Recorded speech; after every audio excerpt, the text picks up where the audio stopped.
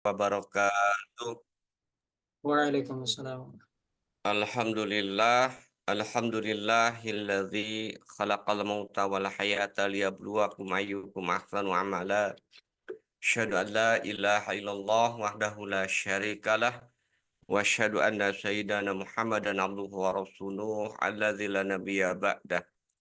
Allahumma sholli ala Muhammad sayyidil mursalin wa imamil muttaqin wa ala alihi wa sahbihi wa man da'a bi da'watihi ila yaumil qiyamah amma ba'du. Faqala Allah Ta'ala fil Qur'anil Karim, a'udzu billahi minasyaitonir rajim. Bismillahirrahmanirrahim. Kuntum khaira ummatin ukhrijat linasi ta'muruna bil ma'ruf wa tanhauna 'anil munkar wa tu'minuna billah al-ayah. Wa qala Rasulullah sallallahu alaihi wasallam la yu'minu ahadukum hatta yakuna hawa'u tab'an lima ji'tu bihi al-hadis. Bapak Ibu sekalian, jamaah syiar malam rahimakumullah. Alhamdulillah kita bersyukur pada Allah Subhanahu wa taala. Malam ini masih diberikan nikmat yang luar biasa tentu ya. Terutama yang sering saya sampaikan, nikmat keistiqomahan kita dalam thalabul ilmi, nikmat keistiqomahan kita dalam menjalankan syariat Allah Subhanahu wa taala. Pada kesempatan malam ini, seperti yang disampaikan oleh Ustadz Azhar tadi, kita akan sharing atau diskusi terkait dengan bab hawalah yang ada di kitab Saksiyah Islamiyah di Taqiyuddin An-Nabhani.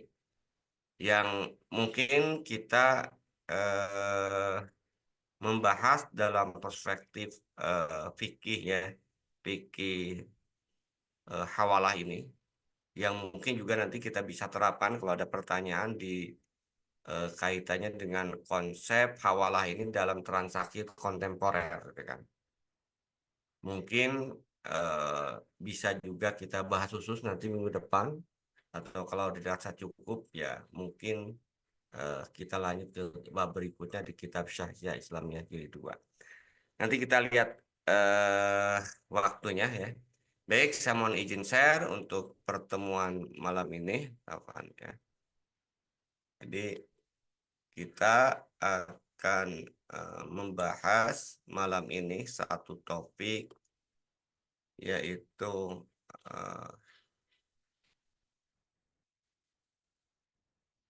al-hawalah ya.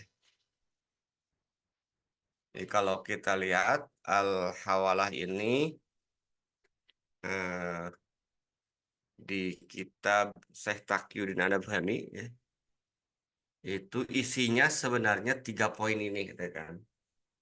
Jadi pertama membahas terkait dengan pengertian hawalah, kemudian hukum hawalah, dan yang ketiga rukun dan syarat hawalah deh. Nanti kalau kita ada waktu mungkin kita lihat sepintas bagaimana penerapan akad hawalah ini di lembaga keuangan. Atau kalau enggak mungkin kita nanti bahas khusus ya di pertemuan minggu depan terkait dengan penerapan akad hawalah dalam transaksi-transaksi kontemporer, gitu kan. Karena banyak faktanya kalau kita lihat penerapan akad hawalah ini dalam transaksi-transaksi kontemporer nanti ada yang nanti di dalamnya mengandung unsur riba, tentu ini diharamkan. Ada yang mengandung unsur juga transaksi dua akad dalam satu transaksi, ini juga sama bisa dalam kategori diharamkan, kan.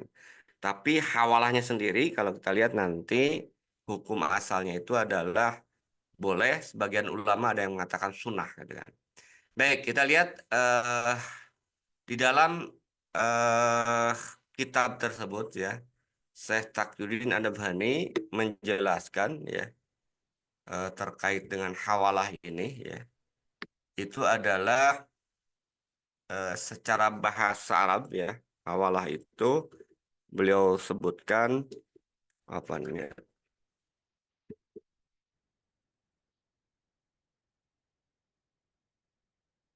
Itu adalah makhudah min tahwil al-haq min dimatin ila dimatin, kan. Jadi beliau sebutkan yang disebut dengan hawalah menurut bahasa Arab itu adalah makhudatun min tahwilil haq min dimatin ila dimatin, kan. Jadi berasal dari tahwil, pemindahan ya. Jadi hawalah itu diambil dari kata tahwil, artinya pemindahan, pemindahan hak tentu dari satu tanggungan ke tanggungan yang lainnya. Ini bisa dilihat di kitab Saksiyah Islamiyah Jilid 2. Nah, kemudian beliau lanjutkan ya. Jadi hawalah tersebut ya, ada tulisannya wakal, hawalah maksudnya. Jadi hawalah tersebut adalah tahwil man ya, tahwilu man alaihil alhaq man yutalibuhu bil haq ala akhor alahu indahu hakun ya. Jadi orang yang menanggung hak ya. Jadi orang yang menanggung hak itu memindahkan ya, orang yang menanggung hak memindahkan orang yang menuntut hak kepadanya. Ini bahasa letterleknya ya, bahasa dari sisi bahasa letterleknya itu kan, dari terjemahan secara lafaz ya kan. Jadi orang yang menanggung hak yaitu memindahkan orang yang menuntut haknya kepada orang lain, di mana orang yang pertama memiliki hak kepadanya. Dari sini nanti akan kita lihat bahwa proses yang disebut dengan hawalah itu melibatkan tiga pihak. Ya, ada tiga pihak ya. Nah, atau secara sederhananya, hawalah itu sering didefinisikan pengalihan utang piutang dari satu pihak yang berutang atau berpiutang pada pihak lain untuk menanggung utangnya atau menagih piutangnya. Jadi intinya itu pengalihan utang piutang gitu kan. Hawalah itu mengalihkan utang piutang, tapi yang dialihkan atau yang mendapat tugas untuk membayarkan itu dia punya piutang, punya utang pada pihak pertama tadi, mukil disebutnya itu. Nah, hukumnya kalau kita lihat di beberapa kitab yang saya baca itu ada yang mengatakan sunnah gitu kan. Tapi kalau saya takyudin hukumnya itu mubah gitu kan. Ada yang mengatakan wajib, ternyata wajib itu menerimanya ya, karena menggunakan kalimat perintah itu bagi yang muhtal ya kan. Nah, tapi saya takyudin di dalam kitab itu sebutkan itu mubah, boleh gitu kan. Nah, boleh dasarnya apa? Dua hadis yang beliau sebutkan dalam kitab tersebut. Yang pertama hadis yang diriwayatkan oleh Imam Bukhari gitu kan. Rasulullah kemudian menyatakan matul ghani zulmun. Nah, ini kita lihat luar biasa itu kan. Jadi peringatan sebenarnya kemarin sudah kita bahas juga itu kan, terkait dengan muflis al yang bangkrut ya kan. Makanya agak berurut ya kan, dari bangkrut kemudian hawalah itu kan. Kemarin bangkrut membahas terkait dengan utang, pembayaran utang maksudnya. Nah, hadis ini menyebutkan tadi matlul ghani zulmun, menunda-nunda pembayaran utang bagi orang yang kaya itu adalah sebuah kezaliman. Jadi apalagi sampai tidak membayar itu kan. Ya, kita lihat menunda-nunda membayar utang yang dilakukan oleh orang yang mampu itu sebuah kezaliman. Apalagi ketika ditagih marah gitu kan. Itu double zalimnya. Nah, maka kemudian lanjutkan faidza bi ahadukum ala maliyin falyatabi gitu kan. Jadi belum melanjutkan, maka jika seseorang di antara kamu dialihkan hak penagihan piutangnya atau tadi dihawalahkan kepada pihak yang mampu, falyatabi, maka ikutilah atau maka terimalah. Maka berarti di sini perintah gitu kan, perintah untuk menerima ketika terjadinya hawalah gitu kan oleh pihak pertama atau yang disebut dengan mukhil gitu kan. Itu hadis yang pertama.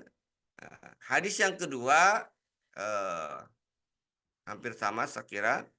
Di sini Rasulullah menyatakan man akhillu bihaqqihi ala maliyin ya falyahtilu gitu kan. Falyahtil apa? Barang siapa yang dipindahkan ya falyahtal. Barang siapa yang dipindahkan dengan haknya kepada orang kaya, maka hendaklah dia berpindah. Jadi artinya hendaklah dia mengikuti gitu kan.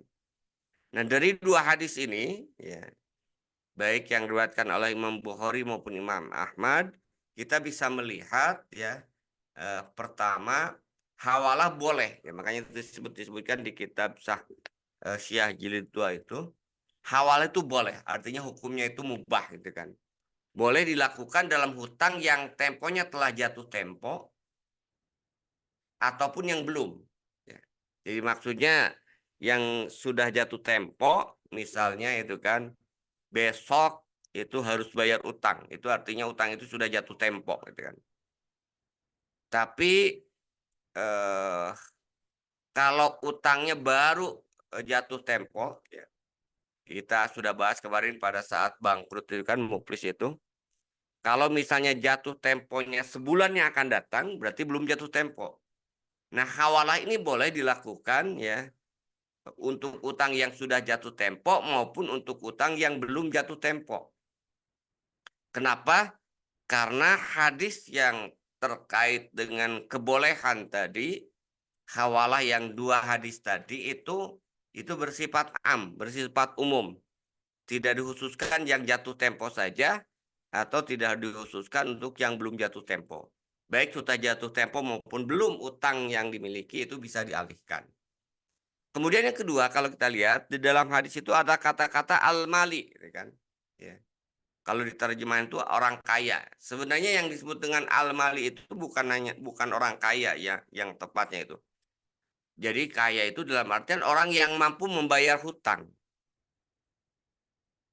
Nah, orang yang mampu membayar hutang. Jadi nanti kita lihat berarti si A dia punya utang kemudian dialihkan kepada si C untuk si B misalnya ya.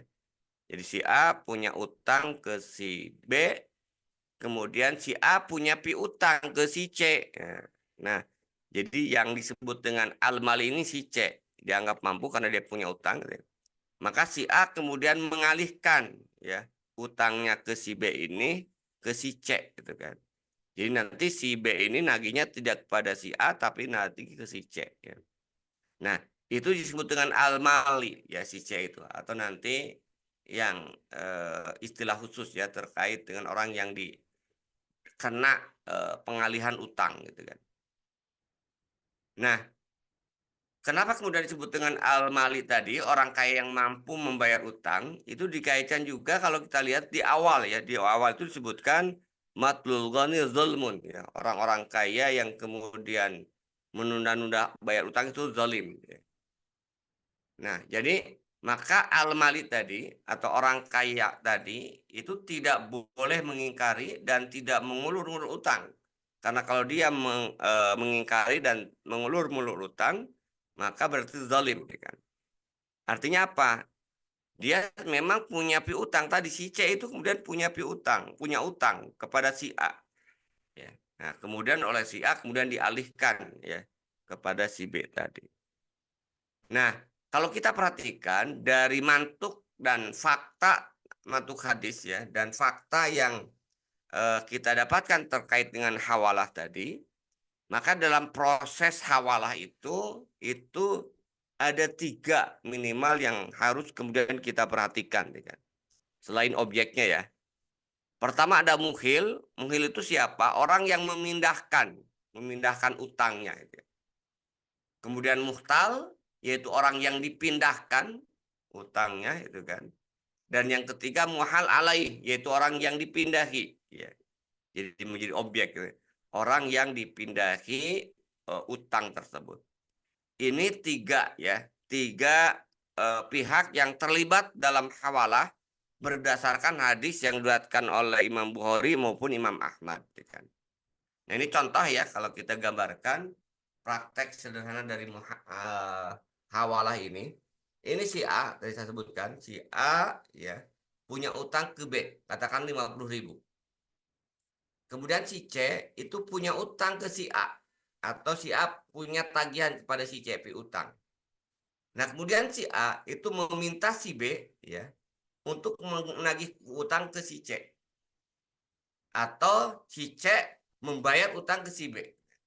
Nah, sehingga nanti si B ini tidak lagi menagihnya itu kepada si A, gitu kan. Ini yang disebut dialihkan, dipindahkan, gitu kan. Jadi si B tidak lagi menagih kepada si A, tapi si B nanti menagihnya itu kepada si C. Nah, permintaan si A al-muhil tadi agar B al-muhal ya menagih utangnya kepada si C ya itu disebut hawalah. Ya. Dan utangnya ke A, C dan utangnya ke A itu muhtal alaih itu disebut hawalah. Gitu kan. Jadi si C ya yang muhtal alaih itu. Jadi si A itu muhil ya. Dia punya utang ke si B ya. Si C punya utang pada si A. Nah, si A meminta ya, agar utangnya itu si C itu tidak dibayarkan ke dia, langsung aja ke si B karena si A itu punya utang ke si B. Nah, ini praktek hawalah itu kan yang disebutkan dalam hadis tersebut. Nah, tapi kebolehan ini di kitab Syekh Taqiyuddin Ad-Dabani itu dirinci itu kan. Jadi kebolehan terkait dengan eh, praktek hawalah ini atau dalam bahasa fikih yang lainnya syarat sahnya ya, itu terpenuhi 4 hal. Ya. Jadi ada 4 hal tentang sahnya praktek hawalah gitu kan. Yang pertama kalau kita lihat apa yang menjadi syarat pertama ya kalau kita lihat yang pertama itu adalah syaratnya itu bahwa ada persamaan hak dari sisi jenis, ya, baik jenis utangnya ya, maupun dari sisi apakah sudah jatuh tempo atau belum jatuh tempo. Jadi berarti ada dua ini ya kesamaannya tuh, kesamaan dari jenisnya dan yang kedua kesamaan dari sisi sudah jatuh tempo atau belum. Nah kalau ini tidak sama ya maka tidak sah. Ya. Jadi misalnya ini orang yang menanggung emas al-dhimmah dinar gitu kan atau utang emas boleh memindahkan kepada yang punya piutang emas. Ya kan. Jadi tadi kalau tadi kan contoh di atas si A, B, C itu uang 50.000 ini katakanlah emas. Ya. Si A itu punya eh, utang emas 5 gram ke si B, si C punya utang emas kepada si A 5 gram. Nah, kemudian dialihkan. Nah, itu boleh karena sama-sama emas. Ya. Tapi begitu juga ya, kalau yang ditanggungnya itu perak, zimahnya utang itu perak, boleh juga dipindahkan kepada yang perak. Nah, maka orang yang menanggung atau utang emas itu tidak sah memindahkan kepada yang punya utang perak atau sebaliknya. Misalnya tadi itu kan, si A punya utangnya itu ke si B itu emas 5 gram. Ya. Kemudian si A punya tagihan ke si C, ya itu perak gitu kan. Nah kemudian dialihkan, nah ini nggak bisa itu kan. Kenapa? Karena emas dengan perak gitu kan. Jadi ini harus jenisnya sama itu kan. Nggak bisa contoh lain misalnya hutang mobil ya, kemudian dialihkan dengan motor ya. Misalnya motornya yang canggih tentu itu kan. Tapi tetap aja nggak bisa itu kan. Nah, itu yang syarat pertama ya. Itu dari sisi jenisnya, jenis barangnya ya, jenis utangnya. Yang kedua dari sisi temponya ya. Boleh memindahkan hutang yang telah jatuh tempo kepada hutang yang telah jatuh tempo. Ya. Dan hutang yang belum jatuh tempo kepada hutang yang belum juga jatuh tempo. Misalnya kalau dalam kasus contoh di atas tadi yang saya sebutkan, si A punya utang ke si B itu akan dibayar 5 Agustus. 15 Agustus katakanlah. Jatuh temponya itu kan. Sementara sama itu kan. Si C juga punya utang kepada si A harus bayar tanggal 5 Agustus, 25 Agustus atau 15 sama, sorry, 15 Agustus. Maka itu boleh itu kan. Karena masing-masing sudah jatuh tempo. Nah, tapi kalau misalnya si A tadi punya utang ke si B, jatuh temponya itu adalah 15 Agustus, sementara ya si C punya utang pada si A itu adalah Januari 2026 misalnya atau 2025 ya 2025 tadinya 2024 ke si B itu nggak boleh. Kenapa? Karena belum jatuh tempo. Jadi tidak boleh memindahkan utang yang telah jatuh tempo dengan utang yang belum jatuh tempo. Itu syarat yang pertama. Syarat sahnya pengalihan utang gitu kan. Kemudian syarat yang kedua, pemindahan dilakukan kepada hutang yang tetap mustaqir. Nah, ini menarik gitu kan. Jadi dalam bahasan fikih itu ada hutang itu ada yang disebut dengan hutang mustakir, ada hutang yang ghair mustakir. Hutang mustakir itu apa? Dicontohkan hutang mustakir itu adalah hutang yang sudah tetap ya, sudah pasti maksudnya. Saya ambil contoh di sini ya, contoh hutang mustakir, si A meminjam kepada si B sebesar 3 juta. Maka ini hutang mustakir, hutang tetap gitu kan. Berarti si A sudah punya utang tetap 3 juta kepada si B. Contoh lain itu adalah si A sudah bekerja secara sempurna ya, kepada si B dengan upah 500.000, tapi belum dibayar. Walaupun belum dibayar, ini utang yang muncul dari transaksi kerja itu kan. Maka ini juga mustakir. Jadi si B itu punya utang kepada si A atau si A punya piutang pada si B, di mana utang itu utang mustakir tetap. Nah, lalu apa contoh hutang ghair mustakir? Contoh hutang ghair mustakir itu, misalnya ini yang dicontohkan mudahnya itu adalah fulanah ya, akhwat ini berarti ya, seorang istri itu kan. Itu perempuan menikah dengan Ibrahim, maharnya 10 gram emas, tapi dibayar kredit. Ya, apakah ada? Ada ya. Boleh berarti kan? Boleh mahar itu kredit. Nah, maka sebelum fulanah berhubungan badan dalam bahasa fikih para ulama dukhul itu kan dengan Ibrahim, maka hutangnya, hutang Ibrahim maksudnya kepada fulanah itu ghair mustakir. Belum tetap gitu kan. Ya. Kenapa dikatakan ghair mustakir itu kan? Karena kalau misalnya fulanah ya dengan Ibrahim tadi dia cerai, belum dukhul sudah cerai, maka hak fulanah untuk menagih mahar itu enggak 10 gram, hanya 5 gram, hanya setengahnya. Ya. Nah, sehingga ini katakan utang ghair mustakir. Atau contoh lain tuh kan. Contoh lain itu adalah tadi ini si A sudah bekerja pada si B tapi belum sempurna. Dia katakanlah ya gaji selama sebulan, katakanlah dia digaji sebulan itu 2 juta. Maka ketika dia kan baru setengah bulan, 15 hari itu kan. Nah, maka dia belum sempurna gitu kan.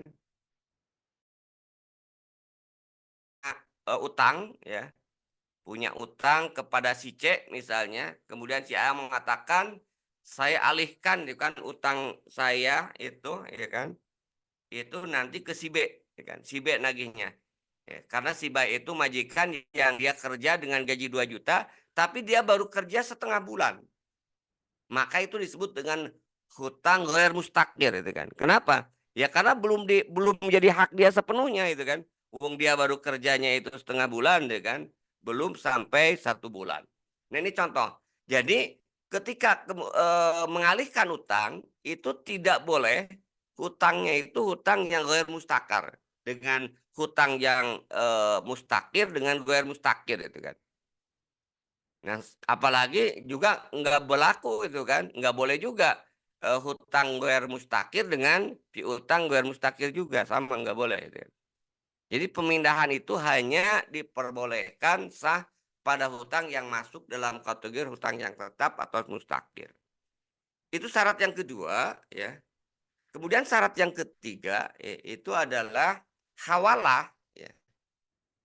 Hawalah itu ya harus atau syaratnya ya itu ya, dilakukan dengan harta yang diketahui, maklum hutangnya itu kan. Dan tidak sah dengan harta yang tidak diketahui atau majhul. Contoh maklum itu apa? Si A punya hutang ke si B sebesar 100 gram emas. Itu maklum ya. 100 gram emas ya. Tapi ghair maklum atau majhul, si A punya hutang ke si B perhiasan. Nah, ini majhul ini. Perhiasan itu apa? Majhul itu dua. Perhiasan itu bisa emas, bisa perak. Bisa juga 10 gram, bisa 5 gram. Tapi kalau pernyataannya tadi bahwa si A punya hutang ke si B perhiasan, maka ini masuk dalam kategori majhul, ya kan. Dan ini tidak diperbolehkan, ya kan. Hawalah ya itu tidak diperbolehkan kalau itu majhul tidak jelas, ya kan. Itu yang ketiga, ya. Kemudian yang keempat, ya, syarat sahnya hawalah itu muhil, artinya orang yang memindahkan tadi, ya,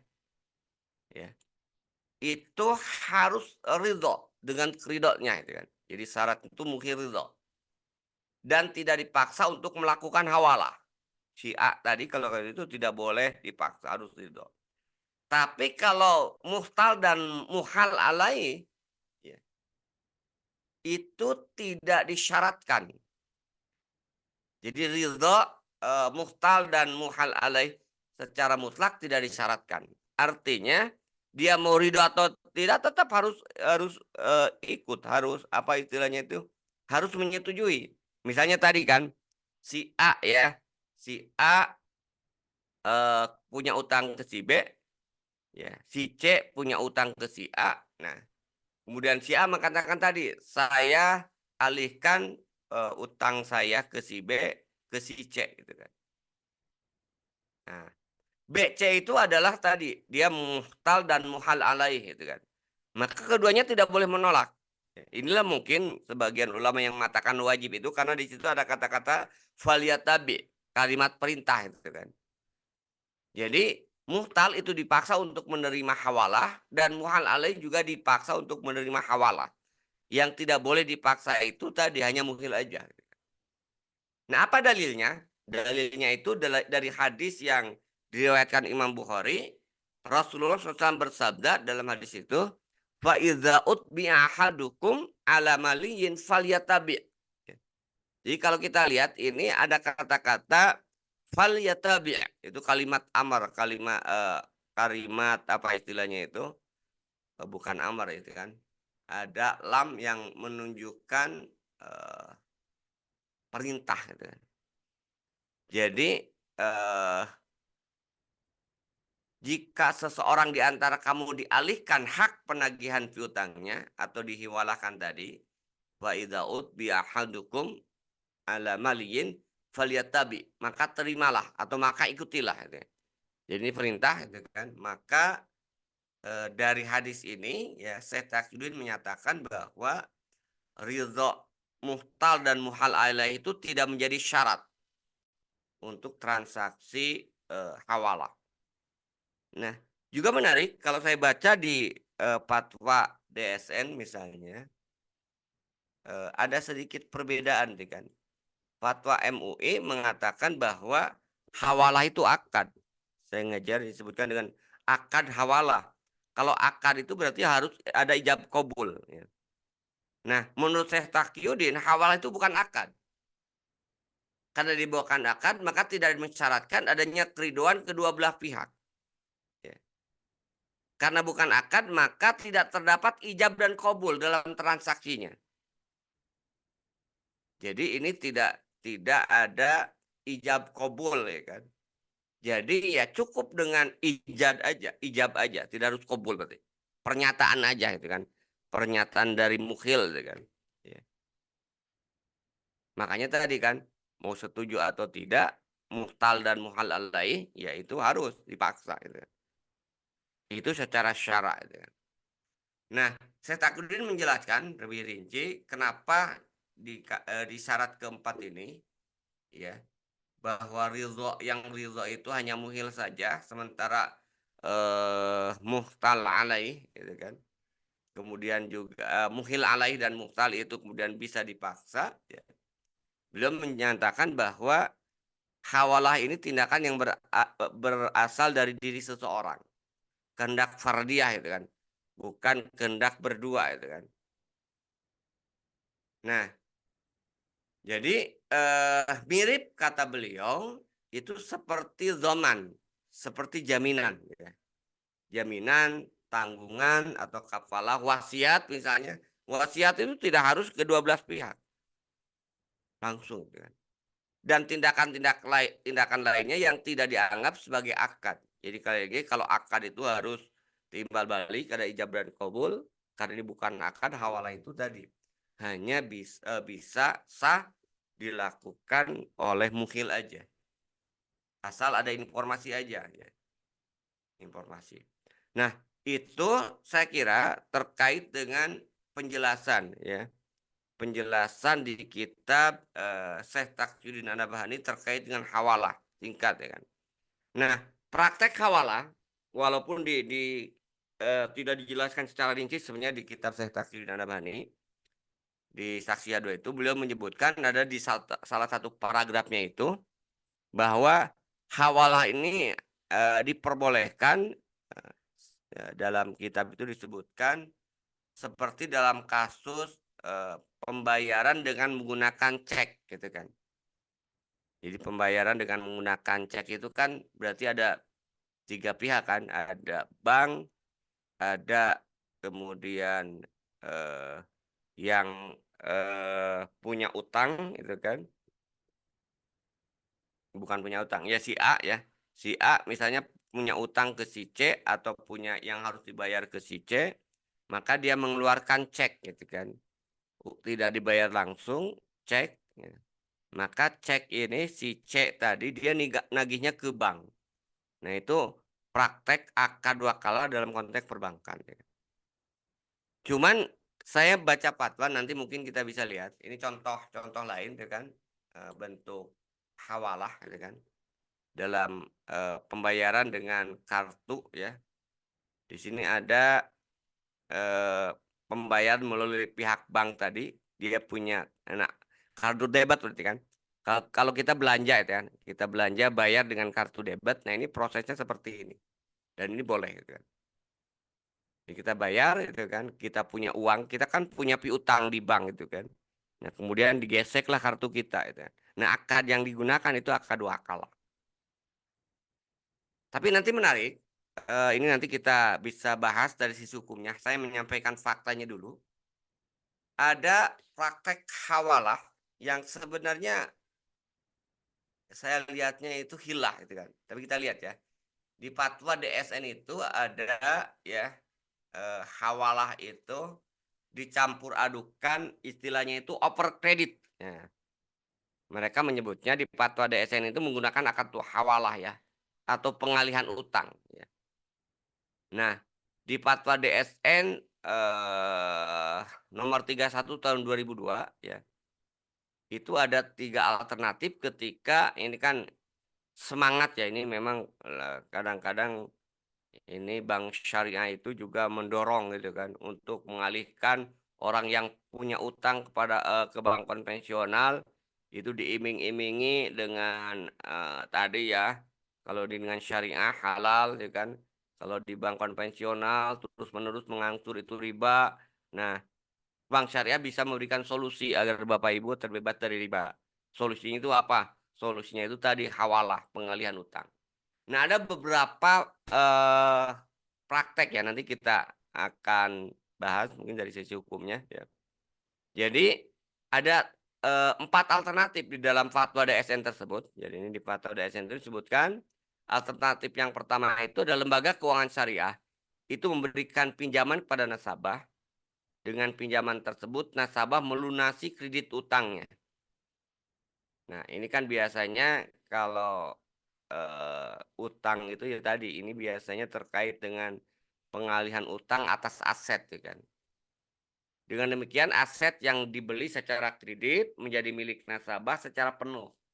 Kemudian nasabah menjual aset tersebut kepada LKS dan dengan hasil penjualan itu nasabah melunasi kordunnya pada LKS. LKS kemudian menjual kembali. Nah ini gitu kan. Secara murabahah aset yang telah menjadi miliknya tersebut kepada nasabah dengan cara pembayaran secara cicilan atau angsur. Kemudian dijelaskan juga alternatif yang kedua di dalam fatwa DSN, ya ini praktek hawalah secara kontemporer yang ada di perbankan. LKS memberikan kordun kepada nasabah, dengan kordun tersebut nasabah melunasi kredit atau utangnya. Dengan demikian, aset yang dibeli dengan kredit tersebut menjadi milik nasabah secara penuh.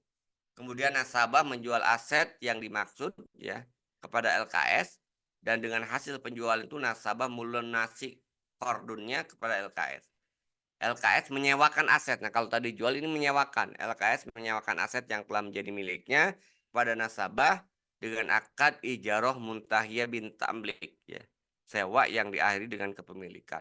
Nah, ini ijaroh muntahiyah bin tamlik aja bermasalah gitu kan. Kan di situ ada dua akad, ada akad sewa, ada akad beli. Apalagi diawali dengan pengalihan utang dari pihak lain. Nah, ini berapa akad, multi akad luar biasa ini. Kemudian yang ketiga katanya LKS membeli sebagian aset nasabah dengan seizin lembaga keuangan konvensional, sehingga dengan demikian terjadilah sirkah amlak antara LKS dengan nasabah terhadap aset tersebut. Jadi berarti bank syariah langsung membeli hak kepemilikan melunasi kepada bank konvensional. Nah, bagian aset yang dibeli oleh lembaga keuangan syariah sebagaimana dimaksud angkat 1 itu di bagian aset yang nilainya dengan utang, yang senilai dengan utang sisa cicilan nasabah tersebut kepada lembaga keuangan konvensional tadi. Kemudian LKS menjual secara murabahah bagian aset yang menjadi miliknya kepada nasabah dengan pembayaran secara cicilan. Ini kalau kita perhatikan hanya hilah aja gitu kan. Yang repot itu misalnya itu kreditnya itu mobil, sisa utangnya 50 juta. Nah, kemudian dibeli oleh bank syariah sisa 50 juta itu. Lalu yang 50 juta itu apanya? Setirnya kah, bannya kah? Nah, itu yang kadang-kadang ngejelas gitu kan. Nah, itu tadi gitu kan. Makanya nih kalau kita melihat dengan syarat tadi, syarat bahwa harus maklum, ya, tidak boleh majhul, ya, ini nggak masuk gitu kan. Syarat yang alternatif ketiga ini. Yang terakhir, ya, dalam pengurusan aset, ya, dalam pengurusan untuk memperoleh kepemilikan penuh atas aset, nasabah dapat melakukan akad ijaroh dengan LKS. Apabila diperlukan, LKS dapat membantu menalangi kewajiban nasabah dengan menggunakan prinsip al-qardun. Akad ijaroh sebagaimana dimaksud dari angka 1 tidak boleh disyaratkan dan harus terpisah, ini untuk menghindari dua akad katanya itu kan. Dengan pemberian talangan sebagaimana yang dimaksudkan poin yang kedua. Besar imbalan jasa ijaroh sebagaimana dimaksudkan angka 1 tidak boleh didasarkan kepada jumlah talangan yang diberikan LKS. Ini kan siasat dari menghindari riba, tapi gunakan istilah itu jasa ijaroh ya. Nah, itu saya kira ya singkat saya kira di pembahasan al-hiwalah tersebut ya. Kalau ada yang mau didiskusikan, enggak, ya kan? Fakta yang terkait dengan hawalah yang disebutkan oleh Syekh Taqiyuddin ya, dan juga sedikit saya bahas tadi kaitannya dengan kontemporer yang ada di perbankan syariah. Wallahu a'lam bishawab. Assalamualaikum warahmatullahi wabarakatuh. Ya, waalaikumsalam warahmatullahi wabarakatuh. Ya, alhamdulillah, Bapak Ibu jemaah sekalian, insyaallah ini sesi tanya jawabnya kita sudah buka berkaitan dengan pembahasan pemindahan utang ya atau hawalah tadi yang beliau jelaskan baik dengan ta'arifnya, syaratnya dan juga beberapa studi kasus tadi ya.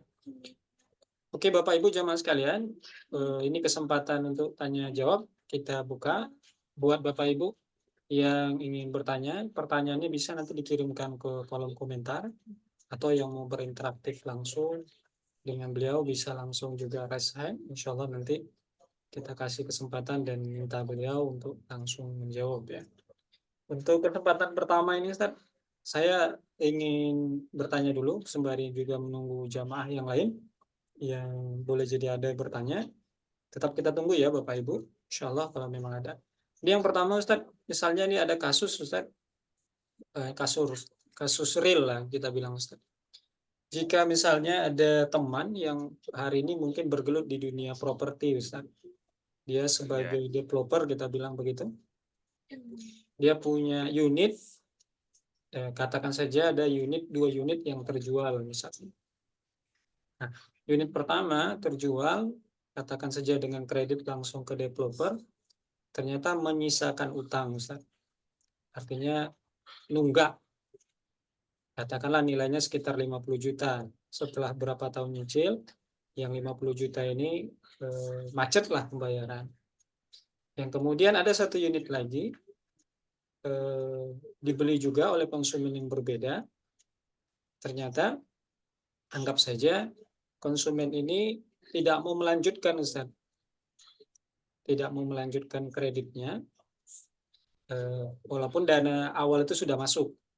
Karena kan tadi dia kredit, sudah dibayar sebagian, dia minta tolong ke developer untuk dijual kembali. Nah, dijual kembali, berarti kan ada duit yang harus dikembalikan, Ustaz, setelah pembayaran yang masuk kan, Ustaz. Nah, jadi apakah mekanisme misalnya saja, Ustaz, si konsumen yang kedua tadi bisa dihawalahkan, Ustaz, dari konsumen yang pertama, yang tadi misalnya kurangnya 50 juta tadi, supaya konsumen yang pertama ini dibayarkan 50 jutanya ke konsumen yang terakhir, yang dia minta tolong ke developer menjual kembali rumahnya. Itu yang pertama, Ustaz. Iya. Nah, yang kedua, kasus giro Yang syariah. mintanya siapa berarti? Yang mintanya siapa? eh, si developer, Ustaz. Developer. Nah, karena mungkin boleh jadi kan sulit nagihnya ke salah satu konsumen. Iya. Nah, itu kasus pertama, Ustaz. Yang kedua tentang kasus mungkin di luar topik, Ustaz. Giro syariah, Ustaz.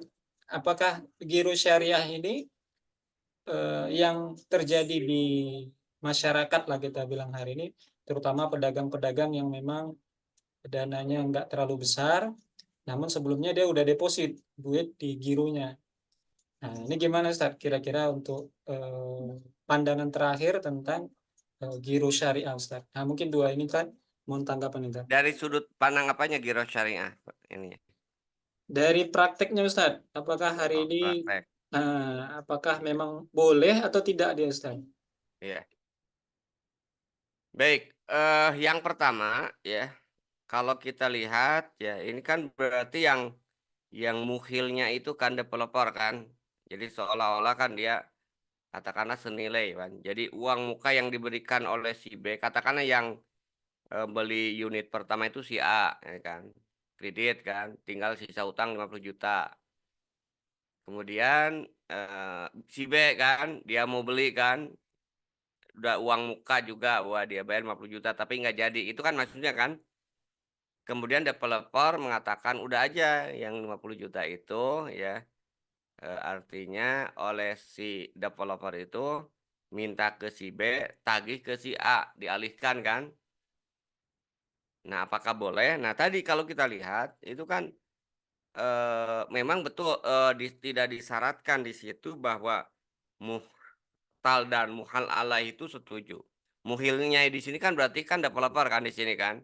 Muhilnya developer, kemudian juga apa istilahnya itu muhtal dan muhtal alaihnya eh, muhal apa kok muhtal apa tadi eh muhal alaih dan muhtalnya itu adalah si B dan si A dan si B itu kan. Nah, kalau saya lihat kan problemnya itu adalah eh si yang macet tadi kan dia dia nggak punya uang gitu kan, nggak punya utang, nggak punya uang. Jadi makanya kan sementara syarat itu kan syarat bahwa pengalihan piutang itu kan tadi itu kepada al-mali itu kan. Orang kaya itu, orang yang mampu membayar itu kan. Ya maka menurut saya itu tidak sah gitu kan. Kenapa? Karena ini kan macet, bukan. Jadi pengalihan piutang itu nggak boleh eh, kepada orang yang justru tidak bisa bayar utang gitu kan. Ya, jadi menurut saya ini nggak sah gitu kan, nggak sah itu kan. Karena apa? Karena memang si A-nya tadi ya itu bukan masuk dalam kategori orang kaya, orang mampu. Wong dia macet juga. Yang namanya macet kan dia nggak bisa istilahnya itu nggak bisa bayar itu kan, nggak bisa bayar. Nah sehingga menurut saya itu tidak terpenuhi karakteristiknya gitu kan. Karakteristiknya itu tadi bahwa, itu diberikan kepada orang kaya, dialihkannya itu tadi ya.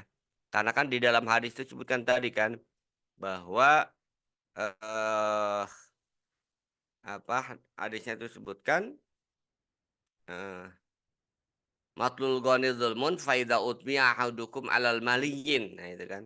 Tadi oleh Syekh Taksi disebutkan, alal maliyyin itu artinya itu orang kaya, orang yang mampu gitu kan.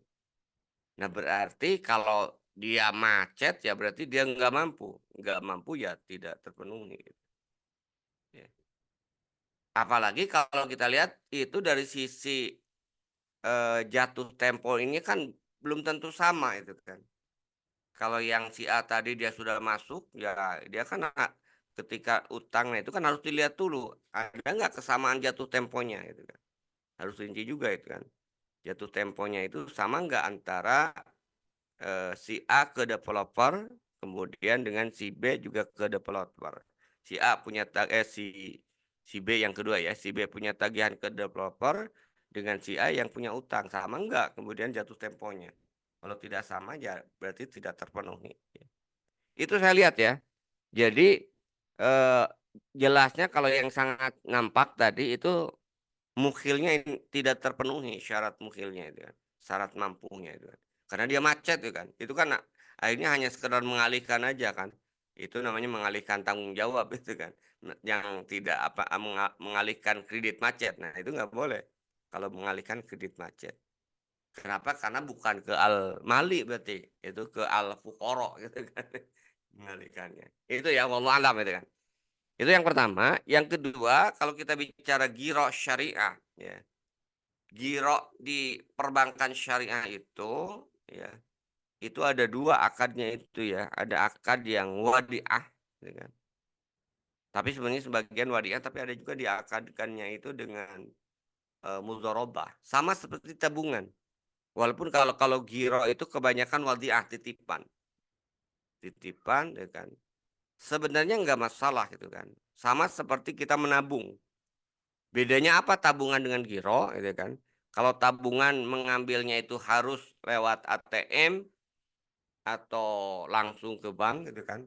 Kalau giro pembayarannya tadi lewat cek gitu kan. Nah akadnya, rata-rata sama itu kan. Bisa mudharabah, bisa juga dengan wadhi'ah titipan. Nah cuman problemnya kalau kita mau menggunakan baik tabungan maupun giro tadi, tidak boleh ada klausal bonus, karena bonus yang dijanjikan atau yang diakadkan itu sama dengan riba. Nah biasanya, ya, makanya seperti yang eh, kita ya atau saya lakukan tuh kan, ketika nabung di ini bukan giro ya nabung, karena faktanya sama itu kan. Nah, ketika nabung itu saya nggak mau ada di bank syariah ada klausal bonus ya kan, bonus yang dijanjikan. Jadi ya kita betul-betul aja wadiah nitip gitu kan. Nitip ya, nggak boleh ada bonus gitu kan. Walaupun prakteknya sebenarnya itu kan kalau kita bicara secara lebih lagi itu kan, hubungan antara bank dengan itu kan tidak disebut juga bukan wadiah ya. Karena wadiah itu ada 2, ada wadiah domanah itu kan, ada wadiah yang lainnya lagi, mutlaqah kalau nggak salah. Nah, jadi, dengan akad wadiah tadi itu kan, maka faktanya menurut secara fakta itu bukan wadiah sebenarnya mengutangkan. Karena mengutangkan manfaat apapun dari situ itu adalah riba, itu tidak diperbolehkan. Apalagi kalau ya jelas-jelas itu adalah eh bonus ya kan. Karena suka gini kan, Anda giro misalnya nyimpan uang giro di bank syariah 100 juta, dapat hadiah laptop misalnya. Nah, itu riba, hati-hati deh. Karena faktanya itu sebenarnya, fakta yang sebenarnya ketika kita nyimpan itu bukan menitip ya, tapi sebenarnya mengutangkan.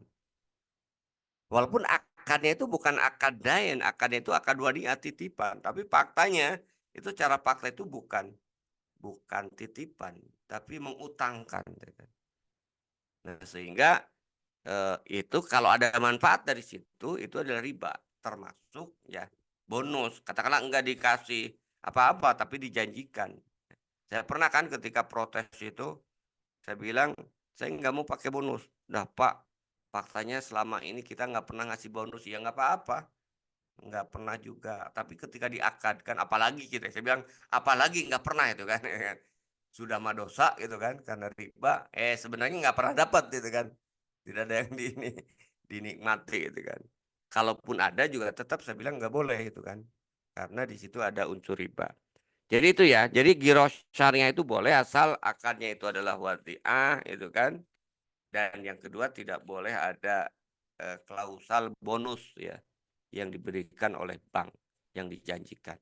Wallahu a'lam gitu.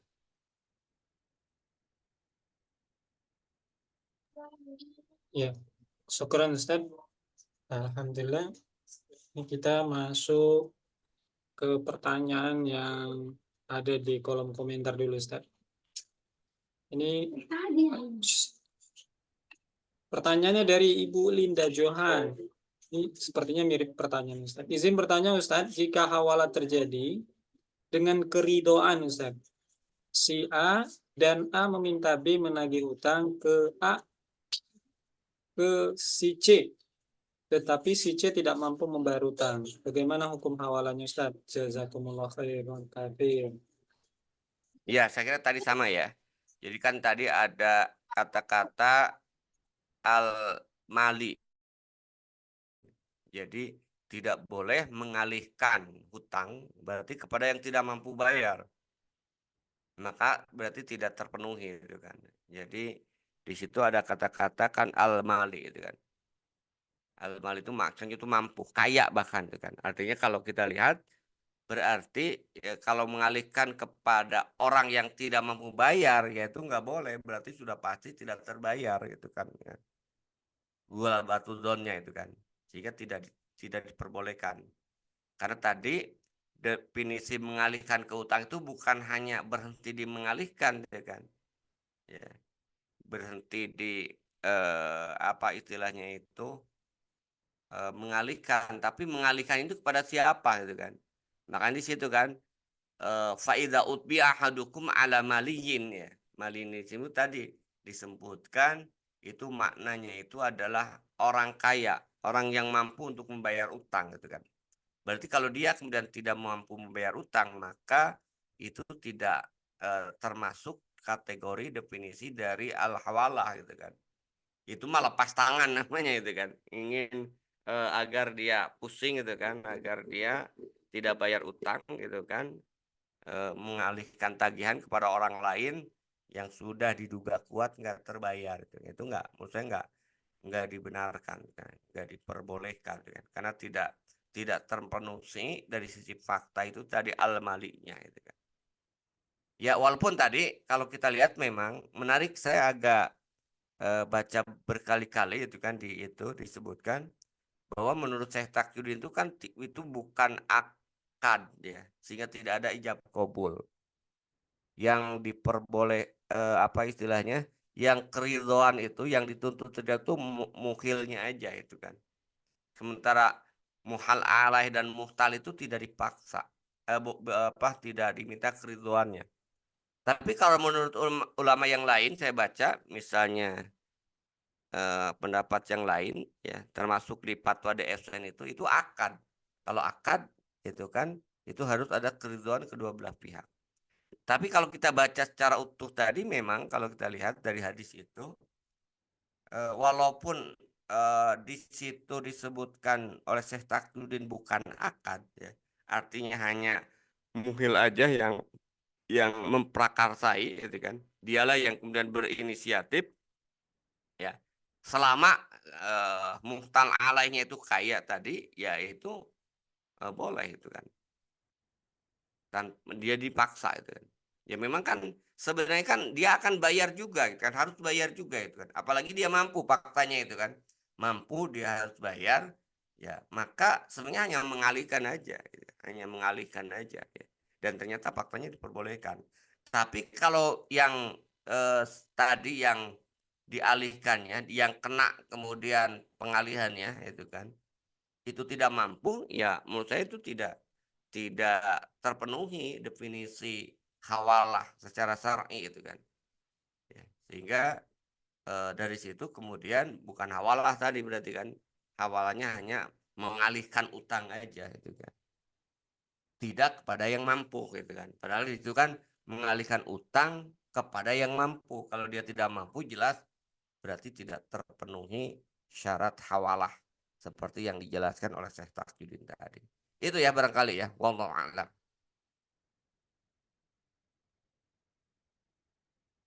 Iya, coba kami konfirmasi lagi.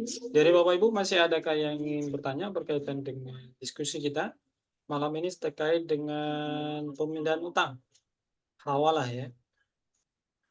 Ya, sebelum beralih ke situ, Ustaz, minta solusi Ustaz untuk kasus yang tadi saya tanyakan Ustaz. Selain terkait dengan kasus hawalah tadi bahwa memang dia tidak mampu, ini jalan keluarnya gimana Ustaz? Karena mungkin ada teman yang punya problem begini, kalau dia kasih dana cash yang tadi terpakai dari konsumen yang kedua, itu memang nggak ada juga dananya. Nah, jadi problemnya ada dia. Ya, ya pertama gini gitu kan, berarti kan ini harus karena kan ya, satu pihak dengan pihak yang lain. Berarti yang kita lihat ini ya, terutama kan solusinya menurut saya itu kan hubungan antara pembeli yang tidak jadi ya, dengan developer. Itu tidak melibatkan si, apa istilahnya itu, si nasabah yang pertama tadi ya, iya yang pertama. Ya walaupun bisa aja dia berdalih bahwa sebenarnya kalau itu dibayar saya bisa mengembalikan membayar itu kan ya. Tapi kan itu transaksi yang berbeda itu kan. Maka solusinya ya minta ini itu kan, minta karena, apa istilahnya itu, minta waktu itu kan, karena kan janji mau membeli ternyata kemudian tidak jadi, ya ya paling dia minta keringanan, keringanan dari sisi, ya tunggu itu kan sampai, saya punya uang untuk mengembalikan ya kan. Atau misalnya sampai rumah tadi yang tadinya mau dia beli tadi itu kemudian tidak jadi, laku baru nanti, bisa dibayar itu kan. Asalkan tadi di developer itu betul-betul memang tadi dia tidak mampu. Karena kalau dia kemudian mampu sebenarnya tapi nggak mau rugi gitu kan, gitu kan. Nah itu namanya masuk dalam kategori makhluk ghani. Itu kembali ke akad awal ya kan. Jadi akad awalnya itu apa gitu kan. Kalau akad awalnya kan seperti yang pernah kita bahas atau nanti kita bahas ya di pembahasan terkait dengan uang muka ya. Kan uang muka itu boleh, jadi kalau ada klausal, eee, hangus kalau tidak jadi gitu. Itu kan untuk mengikat ya kan. Tapi kalau memang awalnya tidak ada nggak boleh juga dihanguskan, kalau emang awalnya tidak diakadkan. Tapi kalau diakadkan di awal makanya maksud saya itu, developer itu hati-hati juga ketika membuat akad itu harus jelas. Misalnya boleh, ini supaya konsumen tidak main-main, tidak mempermainkan gitu kan. Kalau misalnya sudah bayar, sudah ini, ya apa, sudah akad ya kan, sudah akad maksudnya, sudah akad kemudian dia kemudian tidak membatalkan, ya ya ada konsekuensi, berarti apa, misalnya apa, ya bisa dipotong atau bisa kemudian bahkan hangus. Karena walaupun ada ikhtilaf ini kan, ada yang mengatakan tidak boleh, ada yang mengatakan juga boleh hangus. Kalau di dalam, tanya jawab Syekh Aqsa itu, uang muka itu kalau memang dinyatakan hangus itu boleh gitu kan, asal disepakati oleh kedua belah pihak gitu kan. Nah, jadi kalau sudah terlanjur seperti itu ya solusinya apa ya? Terutama yang membeli tidak jadi itu ya dia harus menerima gitu kan. Menerima, eee, telat ya kan pengembalian uang mukanya. Tapi di sisi lain juga ya si developer-nya juga harus berupaya untuk mengembalikan. Jangan uangnya ada tapi karena dia nyari celah itu kan, ya itu nggak boleh juga, zalim namanya itu kan. Ya apalagi kalau memang disyaratkan kalau tidak jadi uang bisa kembali, apalagi itu kan. Cuman itu tadi kan makanya ini masuk dalam kategori ya Karena tidak ada klausal tadi ya, klausal bagaimana perlakuan terhadap uang muka itu kan. Nah, ini juga ya eh, istilahnya itu bukan apa, gharar, di situ ada subhat gitu kan. Ya harusnya dijelaskan ya. Tapi kalau tidak dijelaskan ya tadi hukum asalnya ya utang ya, uang muka itu maka harus dikembalikan ya kan. Nah, ketika kemudian tidak ada ya tinggal minta keridhoannya itu kan untuk bersabar sampai rumah itu kemudian laku ya. Nah, dari hasil penjualan rumah itu kemudian bisa dibayarkan gitu. Itu ya, wallahu a'lam. Ya, sepertinya coba kita konfirmasi dulu apakah masih ada dari Bapak Ibu jamaah yang diskusi bertanya. Kalau tidak ada lagi berarti kita cukupkan dulu, Ustaz. Kira-kira ada yang ingin disampaikan, Ustaz, untuk closing statement? Ya, saya kira cukup lah ya. Ini memang materinya juga singkat ya kan. Mudah-mudahan ini bisa dipahami itu kan. Nanti kita lihatlah kalau ada eh, kasus-kasus kontemporer. Sebenarnya banyak hawalah atau prakteknya, tapi intinya selama di situ tidak ada unsur riba, maka hawalah itu kemudian boleh. Selama kemudian mengalihkannya kepada yang mampu sesuai dengan definisi, itu kemudian diperbolehkan kan. Nah, nanti kita kalau nggak salah sudah selesai pembahasan tentang ekonomi ya di Sakya itu. Kalau nggak salah masuk ke bahasan terakhir, nanti kita akan masuk di bab dari bab apa minggu depan. Itu sudah bukan ekonomi lagi, tapi sudah terakhir ya, bab terakhir kalau nggak salah. Menggambar ya. Terakhir menggambar. Nah, itu tidak ada hubungannya dengan ekonomi. Ini agak panjang gitu kan. Hukum yang terkait dengan tafsir. Jadi berarti pembahasan terkait dengan ekonomi, ya hukum fardiyah, ya muamalah fardiyah yang ada di dalam kitab Saksiyah Islamiyah itu selesai. Nanti masuk ke bagian terakhir, itu tafsir, hukum terkait dengan menggambar. Yang kita akan bahas mungkin, kayaknya ini 2 kali ya, karena itu cukup panjang. Atau bisa diringkas 1 kali, lihat aja nantilah minggu depan. Itu barangkali ya. Terima kasih atas perhatian Bapak Ibu sekalian. Mudah-mudahan kita diberikan selalu kesehatan, keistiqomahan dalam menjalankan syariat Allah Subhanahu wa taala. Billahi sabilil haq. Assalamualaikum warahmatullahi wabarakatuh.